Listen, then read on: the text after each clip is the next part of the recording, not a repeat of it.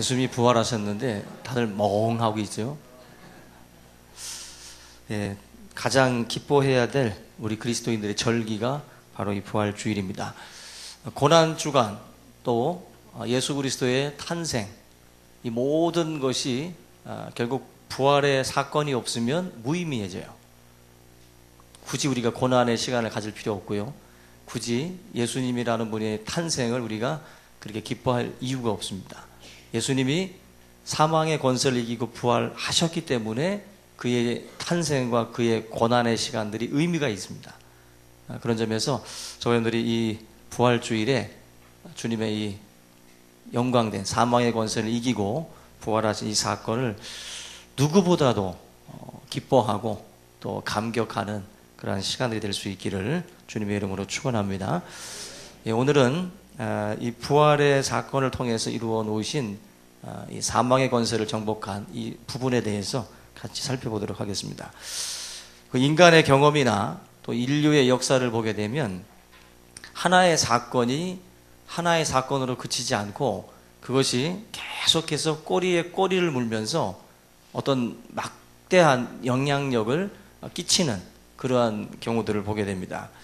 과거에 철을 또 발명한 히타이트족이라든지 이런 나라의 그러한 그 발명이 그것으로 끝나지 않고 이게 연결돼서 어떤 군사적인 목적으로 그리고 대제국을 이루는 쪽으로, 처음 시작은 작은 것으로 출발을 하지만 그것이 엄청난 영향을 끼친다는 거죠. 아메리카 대륙에 마치 천연두를 가지고 들어가 가지고 그 인디언들을, 한마디로 이제 저항력이 없는 그 사람들을 거의 칼과 총으로 죽인 게 아니라 천연두로 거의 다 죽여버렸습니다. 그 땅 자체가 이제 완전히 아메리카가 백인들의 땅이 되도록 만든 것도 그 작은 그 병원균 하나가 엄청난 또 영향을 끼쳤습니다.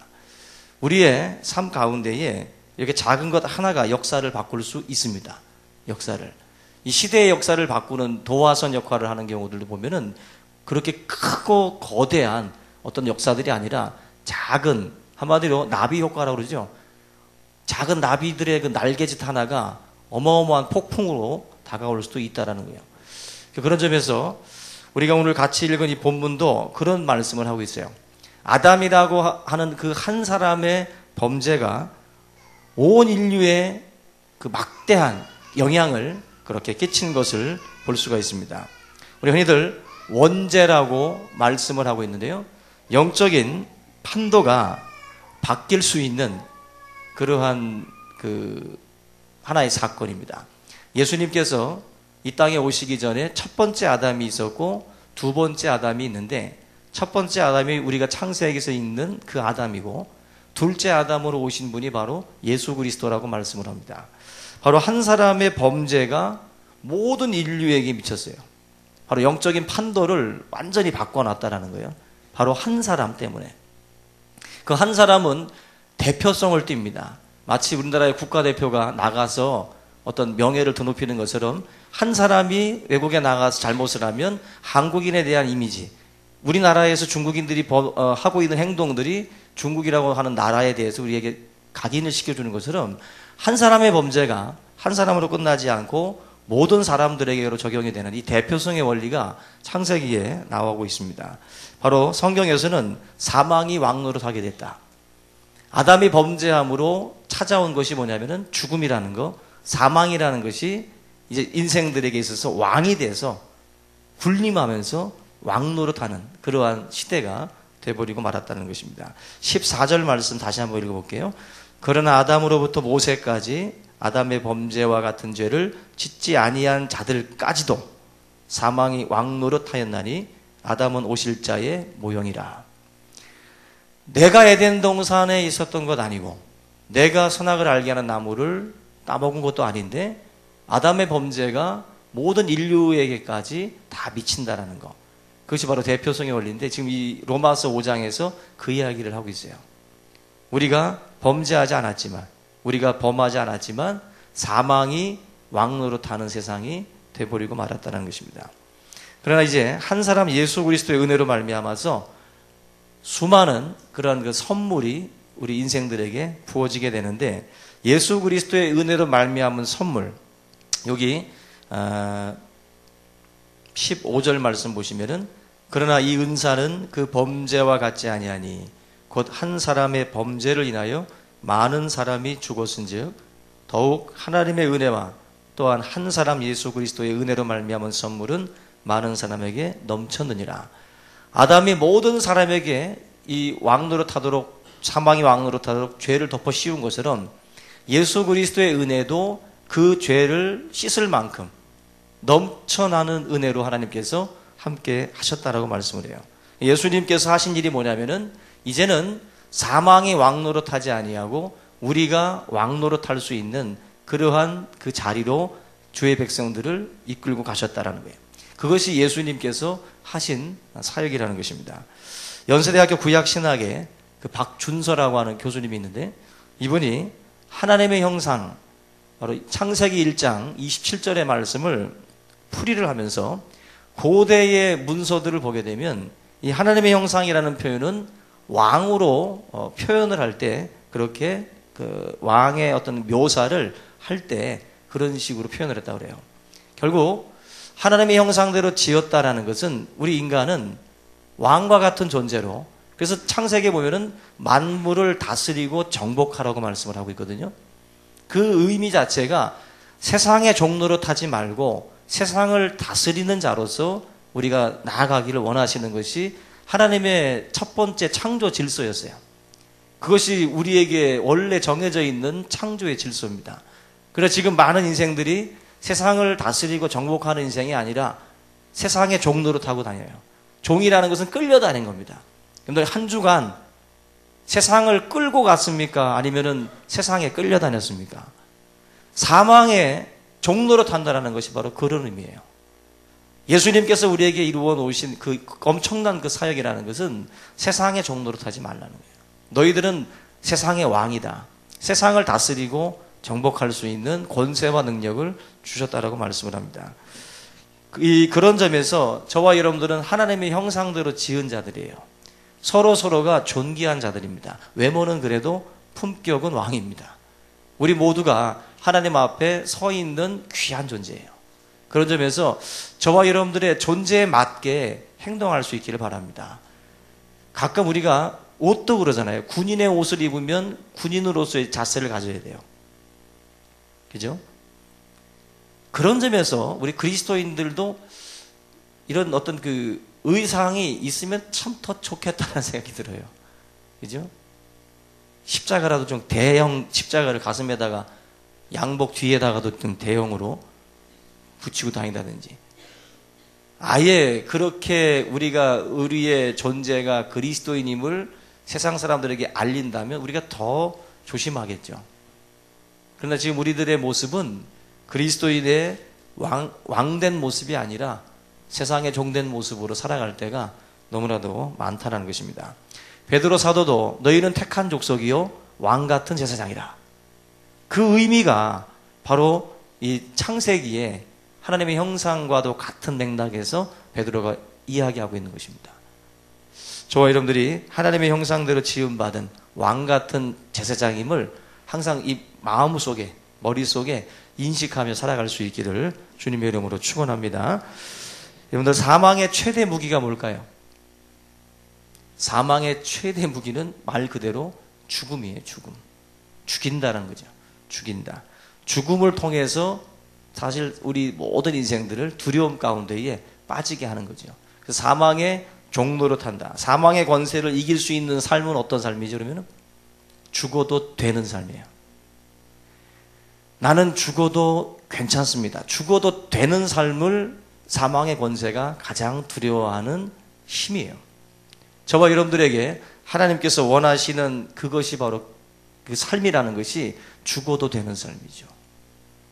여러분들, 성경을 보게 되면 많은 그런 그 이야기가 있지만 세상 밖에 나가서 봐도 아주 복음적인 말들이 많습니다.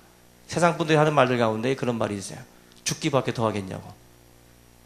제일 겁나는 이야기인데 죽기밖에 더 하겠냐. 이 말은 결국 이 사람을 제압할 수 있는 힘이 세상에는 존재하지 않는다는 거예요. 죽기밖에 더 하겠냐. 죽음을 무서워하지 않는 사람에게 뭘 가지고 협박할 수가 있겠어요. 그래서 뭐 옥에 갇힌 사람들 가운데 사형수는 건들지 않는다면서요. 이미 뭐 죽음이 확정된 사람, 이건 뭐 겁이 없는 사람이기도 하죠. 이 사람들도. 죽음의 권세를 두려워하지 않는 그 사람은 세상이 감당하지 못할 그릇인 줄로 믿습니다. 바로 사망이 왕노릇하지 못하게 하라는 것은 바로 이러한 인생을 살라는 거죠. 과연 이것이 가능할까 할 때 정말 힘들죠. 근데 성경에 보면은 다니엘이라는 사람도 풀무불 속에 집어넣는 그러한 위기의 상황에서도 하나님께서 나를 건져주실 것이다라고 믿어요. 그러나 그렇게 아니하실지라도 내가 우상에게 절하지 않겠다라고 당당하게 고백을 합니다. 그리 아니하실지라도, 다시 말하면 죽어도 되는 삶이에요. 나는 죽어도 된다. 그런 마음을 가지니까 감당할 수가 없는 거예요, 다니엘을. 사도 바울도 마찬가지입니다. 바울이 강력한 인생을 살았던 이유 중에 하나가 이 죽음에 대한 두려움이 바울에게는 없었어요. 그래서 바울은 성경에서 많은 고백을 하는데 갈라디아서 5장 24절에 보면 그리스도 예수의 사람들은 육체와 함께 그 정욕과 탐심을 십자가에 못 박았느니라. 바로 예수의 사람들은 십자가에 못 박은 사람들이다. 다시 말하면 이게 다 죽었다는 거죠. 나는 죽었다. 그리고 로마서 14장 8절에 우리가 살아도 주를 위하여 살고 죽어도 주를 위하여 죽나니 그러므로 사나 죽으나 우리가 주의 것이로다. 이런 사람을 누가 감당할 수가 있겠어요? 아무도 사도 바울에 대해서 감당을 못합니다. 모두가 다 풍랑 속에서 두려워할 때 바울은 죄수의 몸이었지만 선장과 선주와 선원들을 오히려 안심을 시키고 살아계신 하나님을 증거했어요. 잔뼈가 굵은 그 사람들도, 그 바다 사람들도 두려워 떠는 그 자리에서 바울은 당당했습니다. 바로 그 마음 속에 있는 부활의 신앙 때문에 그래요. 부활의 신앙. 아브라함이 이삭을 모리아산으로 끌고 갈 때 아브라함에게는 어마어마한 믿음이 있었습니다. 우리가 다시 돌아올 것이다 라고 그랬어요. 우리가 다시 돌아올 것이다. 아브라함의 믿음은 뭐냐면은 이삭이 죽어도 하나님이 살릴 것이다라는, 왜? 이삭을 통해서 나는 자라야 네 씨라 칭할 것이다 라고 말씀을 했기 때문에 하나님이 이삭을 죽일 리가 없다. 죽여도 다시 산다. 그 믿음을 가지고 나아가는 거예요. 그게 아브라함입니다. 저와 여러분들의 그 믿음이 바로 이런 믿음이 될 때 마귀들의 그 넘어뜨림에서 우리가 자유할 수 있고 승리할 수 있습니다. 우리 모든 성도님들에게 유일한 방법, 사망의 권세를 이길 수 있는 방법은 나는 예수 그리스도와 함께 이미 죽었다. 나는 이미 죽었고 정과 욕심도 이미 십자가에 못 박았다. 그러한 고백을 통해서 저와 여러분들이 사망의 권세들을 이겨나갈 수 있기를 주님의 이름으로 부탁을 드립니다. 우리를 유혹하고 쓰러뜨리는 많은 힘들이 있지만 제가 볼 때 가장 강력한 힘은 돈이라고 봐요. 돈은 많은 사람들을 넘어뜨리고 쓰러뜨리는 미혹의 세력입니다. 성경에는 맘몬이라고 나와요. 맘몬. 맘몬은 신적인 존재입니다. 돈은 신이에요. 많은 사람들을 흔들리게 만들고 넘어지게 만드는 강력한 힘이 바로 이 재물입니다. 그래서 마가복음 10장 25절에 낙타가 바늘기로 나가는 것보다 더 어려운 것이 바로 부자가 천국에 가는 것이 더 어렵다 그랬어요. 낙타가 바늘길을 나가는 건 거의 불가능하죠. 근데 그거보다 더 어려운 게 뭐냐? 부자가 천국 가는 것이다. 아시죠? 왜 어려운지. 부자는 그만큼 많은 유혹이 있어요. 여러분들 없을 때는 유혹을 받아도 놀러 갈 수가 없습니다. 근데 많은 걸 가지고 있으면 꼭 보세요. 복권에 당첨되고 뭐 땅이 뭐 갑자기 뛰고 연락도 없던 사람들이 막 연락이 옵니다. 수많은 유혹의 요소들이 찾아옵니다. 부하려고 하는 자들은 올무에 빠질까 조심하라 그랬어요. 한마디로 이 돈이라는 것이 어떠한 권세보다도 사실은 강력합니다. 그래서 저와 여러분들이 사망의 권세를 이기듯이 돈에 대해서도 사실은 우리가 죽어야 되거든요. 돈에 대해서. 이 재물에 대해서 죽어야 되는데 죽지가 않아요. 디모데전서 6장 9절로 10절에 보니까 부하려고 하는 자들은 시험과 올무와 여러 가지 어리석고 해로운 욕심에 떨어지나니 곧 사람으로 파멸과 멸망에 빠지게 하는 것이라. 돈을 사랑하며 일만하게 뿌리가 되나니 이것을 탐내는 자들은 미혹을 받아 믿음에서 떠나 많은 근심으로 자기를 찔렀도다. 자기를 찔러요. 이 재물이 결국 자기를 찔러서 자기를 죽게 만들어요. 그만큼 이 부하려고 하는 거, 우리의 삶의 목표가 거기에 꽂히게 되면 그 인생은 믿음에서 파산하게 됩니다. 부하려고 하는 자들은 반드시 이 올무가 기다리고 있어요. 그렇기 때문에 이 부분을 우리가 나는 잘 빠져나갈 수 있다. 결국 돈에 대해서 죽기 위해서는 지금 뭐 연예인들이 막 기부 활동들 많이 하죠. 기부하지 않는 연예인들 보세요. 수많은 사람들이 돈에 죽어요. 돈은 더 많은 것을 요구합니다. 먹어도 배고픈 놈이에요. 그건. 그래서 계속해서 요구하기 때문에 기부를 통해서 자기 자신을 죽이지 않는 자들은 거기에 돈에 의해서 찔림을 받게 됩니다. 그래서 사실 보면 연예인들이 기부하는 것은 자기가 살기 위해서 기부하는 거예요. 자칫하다가는 자기가 죽는 거예요. 그 모든 재물들이 자기들을 찌를 수 있기 때문에 그 찔릴 수 있는 돈들을 자꾸 세상 속에 베풀고 나누면서 자기도 살고 세상도 살리는 거예요. 근데 돈에서도 죽지 않는 자들 보세요. 더 모으려고 도박하고 더 모으려고 불법 하다가 결과적으로 그 돈의 모든 것들 다 잃게 되죠. 그 욕심 때문에. 삭개오는 돈에 대해서 죽은 자였습니다. 과거에는 돈을 밝히는 자였어요. 세리였기 때문에 백성들의 돈을 다 세금을 포탈해가지고 부를 축적했던 인생입니다. 근데 이 세리 삭개오가 예수님 만나고 나서 했던 고백이 뭐예요? 자기가 토색한 물건이 있으면 다 갚겠다고. 4배나 갚겠다고. 다시 말하면 삭개오는 예수 만나고서 첫 번째로 한 것이 바로 돈에 대해서 죽은 거예요. 재물에 대한 욕심에서 나는 이제 죽었습니다. 이제 삭개오에게 누가 와가지고 돈을 가지고 부정한 어떤 그 행위에 대해서 유혹한다고 해서 삭개오가 넘어가겠습니까? 넘어가지 않죠. 이제 그는 돈에 대해서 죽었다라고 고백을 했기 때문에 그렇습니다. 우리 여러분들이 죽어야 돼요. 그 부분에 대해서 죽지 아니하면 우리가 그것에 의해서 찔림을 당하게 됩니다. 예수님께서는 저와 여러분들이 사망의 종로로 타지 말라 그랬어요. 사망은 세상 권세입니다. 세상의 권세는 수많은 것들이 있지만은 돈과 명예와 뭐 이 세상의 자랑, 이러한 것들이 사실은 모든 인생들을 찌른다는 거예요. 저나 여러분들이 회개한 삭개오가 되어야 됩니다. 회개한 삭개오. 그래서 하나님 앞에서 우리가 이 부분에 대해서 죽여나가야 돼요. 자꾸 이게 머리를 들거든요. 자꾸 죽여야 됩니다. 내 몸을 쳐서 복종시키라고 그러잖아요, 바울이. 자꾸 죽여야 돼요. 이것은 완전히 죽는 것이 아니라 계속 잠깐 고개를 숙였다가 고개를 들죠. 광야에서 예수님이 40일 시험 받았을 때에도 마귀는 떠난 게 아니에요. 잠시 떠났다 그랬어요. 잠시. 우리의 삶에도 유혹의 요소들은 잠시 떠날 뿐입니다. 잠시 호흡을 가다듬을 뿐이에요.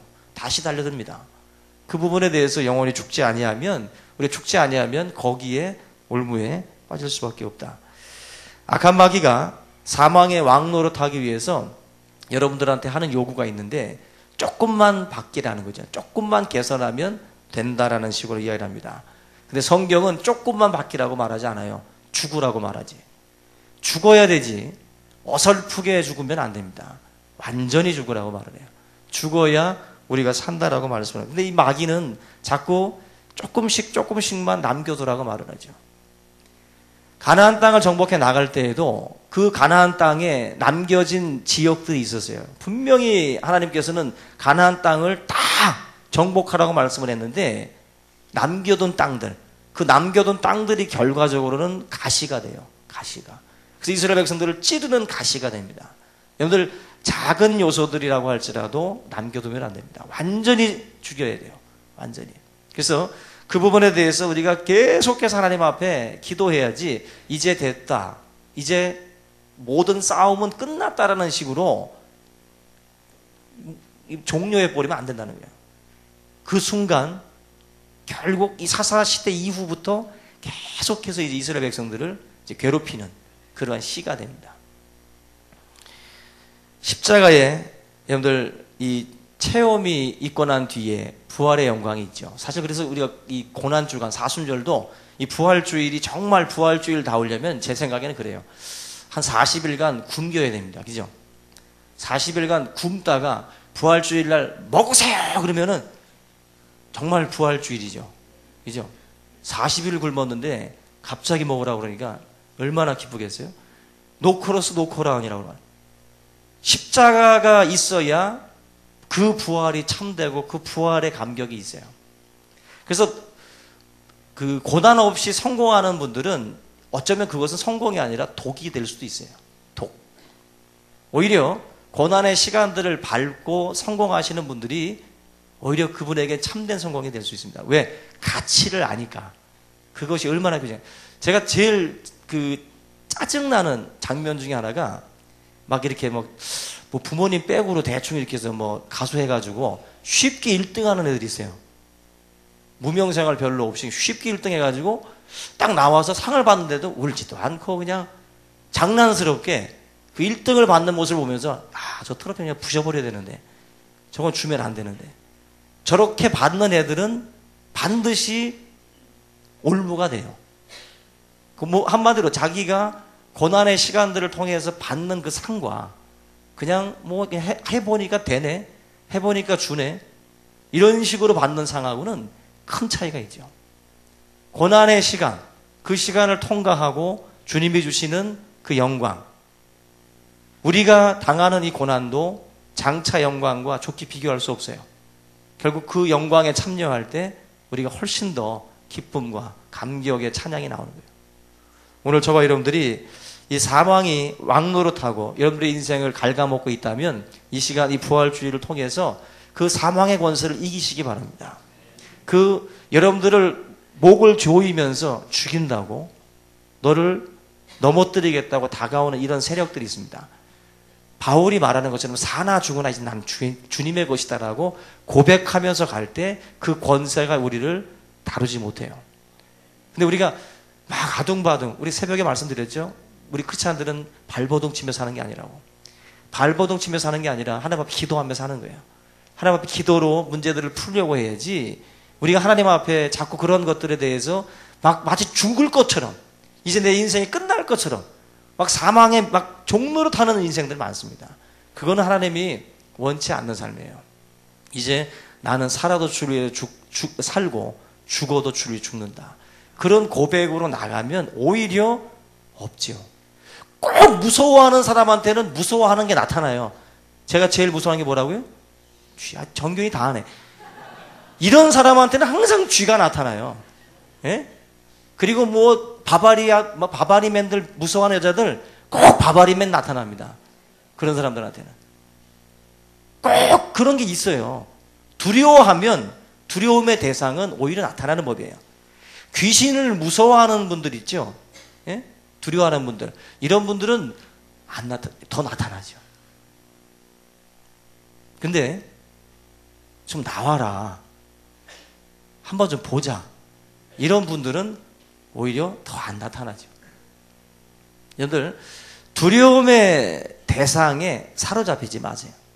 두려움의 대상, 우리의 삶 가운데에 하나님께서 주시는 그 영광에 참여함으로 저 여러분들이 이 부활의 영광으로 이 사망의 권세를 이겨나갈 수 있기를 주님의 이름으로 축원합니다. 두 번째는 우리가 생명의 소리를 듣고 순종하자. 이 19절 우리 한번 보겠습니다. 19절 보면은 한 사람이 순종하지 아니함으로 많은 사람이 죄인 된 것 같이 한 사람이 순종하심으로 많은 사람이 의인이 되리라. 듣는 것, 순종하는 것이 얼마나 중요한지 이야기를 하고 있는데, 영화 중에 그 뷰티풀 마인드라고 하는 영화가 있습니다. 이 영화에 보면은 존 넷이라는 교수가 20대에 그 MIT 공대에 저명한 교수가 되는데, 그는 어떤 것에 시달리게 되냐면은 자기가 남극의 황제로 등극할 것이다, 자기가 남극의 황제로 등극할 것이다라고 하는 정신분열에 시달려요. 그 정신분열을 시달리면서 피해 망상증에 이제 걸린 거, 이 사람이. 근데 이 존 내시의 위대성이 뭐냐면은 두 음성이 들릴 때 진짜와 가짜를 구별하는 훈련을 해요. 이게 지금 진짜인지, 이게 내가 지금 정신분열로 들리는 소리인지, 이걸 이제 구분해내는 그런 상황까지 가는데, 뭐냐면은 우리가 어떤 소리를 듣느냐 하는 것은 자기의 선택이라는 거예요. 두 가지의 음성이 들릴 때 어느 소리에 내가 반응하고 어느 소리를 내가 선택할 것인가가 우리에게 달려 있어요. 그건 우리의 몫이에요. 그래서 여러분들의 삶 가운데도 수많은 소리가 왼쪽 귀, 오른쪽 귀 들려옵니다. 그 소리를 뭐가 진짜고 뭐가 가짜인지를 구별해내는 것은 여러분들의 선택이에요. 그래서 여러분들이 그걸 딱 잡아야 되는 거예요, 이제. 이 존 내시라는 이 교수는 그런 면에서 상당히 아주 지혜롭다라고도 볼 수 있어요. 우리가 하나님의 음성과 세상의 음성이 들릴 때 또 어느 장단에 내가 춤을 춰야 될지, 어느 음률에 내가 춤을 춰야 될지를 내가 잘 캐치해서 거기에 장단 맞춰 춤을 춰야 됩니다. 세상 장단에 춤을 출 것인지 하나님의 그 말씀에 장단에 춤을 출 것인지도 여러분들의 선택이에요. 다 들려옵니다. 거기에서 여러분들이 뭐가 나에게 유익한 것인지, 나에게 진짜인지 거기를 여러분들이 딱 잡아야 되거든요. 우리가 같은 이렇게 어려움을 겪어도 어려움 속에서 기도와 찬송과 섬김과 봉사를 끊임없이 감당하는 성도가 있고, 어려움 속에서 원망과 불평과 좌절 속에 무너져 있는 사람들이 있어요. 뭡니까? 똑같은 상황에서도 자기 자신이 무엇을 잡느냐예요. 무엇을 잡느냐. 넘어진 분들은 여러분들 모든 분들이 똑같은 상황에서 아마 같은 반응을 보일 것이다라고 생각을 하면 착각입니다. 내가 넘어진 곳에서 다른 분들은 안 넘어질 수 있어요. 내가 지금 불평하고 있는 그 자리에서 그 누군가는 묵묵하게 섬기고 있을 수 있다고요. 그건 그 사람이 선택하는 거예요. 선택하는 거. 순종, 하나님의 음성에 내가 어디에 반응할 것인지 그건 여러분들의 그 순종의 선택에 달려 있는 겁니다. 지금 이 본문 말씀에서도 결국 순종에 따라서 인생이 달라져요. 한 사람이 순종하지 않아서 또 한 사람이 순종해서 달라지는 거예요. 한 사람이 순종하지 않음으로 세상에 죄가 들어오게 됐고, 한 사람이 순종함으로 이 죄가 다 씻음받는, 하나님의 은혜가 임하는 그런 역사들이 벌어지기도 합니다. 바로 우리의 삶 가운데에 우리에게 어떤 음성들이 들릴 때, 어떤 소리들이 들려올 때 여러분들 선택하셔야 돼요. 주님의 말씀에 순종할 것인지 아니면 세상의 소리에 내가 순종할 것인지를 여러분들이 귀를 기울여야 됩니다. 에덴 동산에서 그 많은 그러한 그 소리들이 있지 않았습니까? 그 뱀이 유혹하는 그 소리에 거기에 순종하고 거기에 반응하니까 결국 망하는 거예요. 그러나 두 번째 아담으로 오셨던 예수님은 하나님의 음성에 순종합니다. 주여, 이 잔을 내게서 옮겨주십시오. 할 수만 있다면 이 잔을 좀 옮겨주십시오. 그러나 나의 뜻대로 마옵시고 아버지의 뜻대로 되기를 원합니다. 결국 그 아버지의 뜻에 순종한 거예요. 아버지의 뜻에. 그것이 결과적으로 이러한 은혜의 역사들을 가져오게 됐다라는 것입니다. 인간이 혼자 있을 때는 가장 위험할 때입니다. 혼자 있을 때 심리 상태를 보게 되면 욕구 불만, 열등감, 미래에 대한 불안감 이런 것들이 막 찾아온다 그래요. 그래서 미국에서 아이들에게 내리는 가장 큰 형벌이 뭐냐면은 타임아웃이라고 해요. 혼자 있게 하는 거.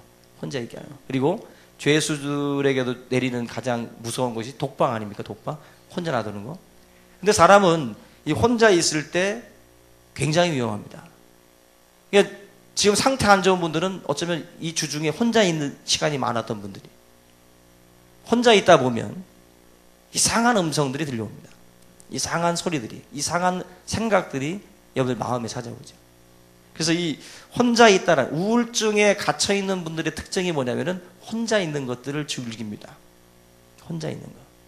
혼자 있는 것 좋지요. 혼자 있을 때 말씀과 함께 하면 괜찮습니다. 그러나 혼자 있는 거 좋아하는 분들 위험합니다. 항상 하나님의 사람들은 말씀과 함께 있었지 혼자 있지 않아요. 혼자 있을 때, 하와가 혼자 있을 때 누가 찾아와요?